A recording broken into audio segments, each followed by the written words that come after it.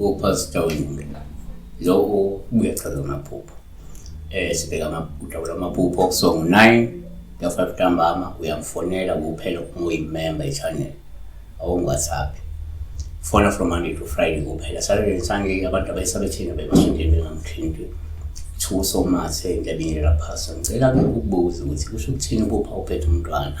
He was dreaming Thuso Mathe. I don't know.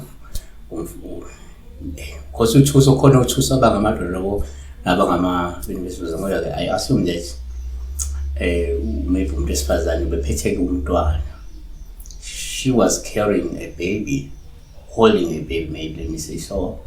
So la singakusho one uma uphupha ingane upha oluhle lungaluhle uma uyiphethe.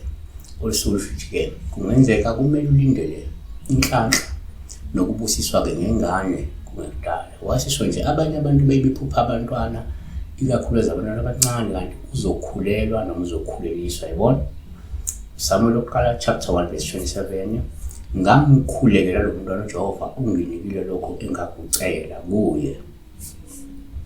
Number 2 uma uphupha ukuthi ingane kuyaba uphawu olungaba oluhle uma uyiphethe usuku ukuthi ngenzeka uyakhonjiswa ukuthi kunengane yashona okanye yaphuphuma noma ke eyahushulwa ke edinga ukulungiselwa ngabe ngokomsebenzi ngokwenhlambululo ukuzilala ngokuthula iphinde ibe yithongo elihle.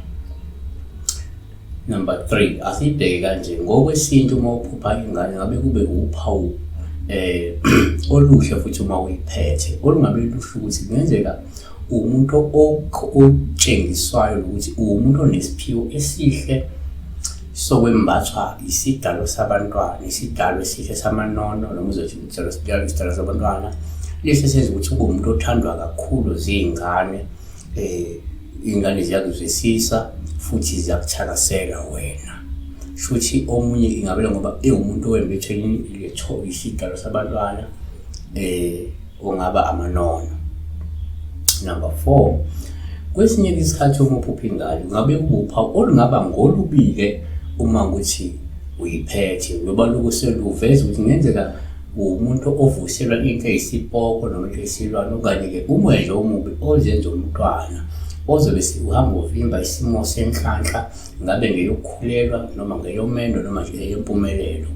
uMathewu 12 verse 43 verse 245 nxa umoya ongcolile sephumile kumuntu uyadabula izindawo ezingenamanzi efuna ukuphumula engakufumani khona uthi ke ngizakubuyela endlini yami engaphuma kuyisefikile ayifumani ize ishaneliwe ihlotshisiwe abese hamba ke abuye nabanye omoya abayisikhombisa ababi kunaye bakungene bahlale khona.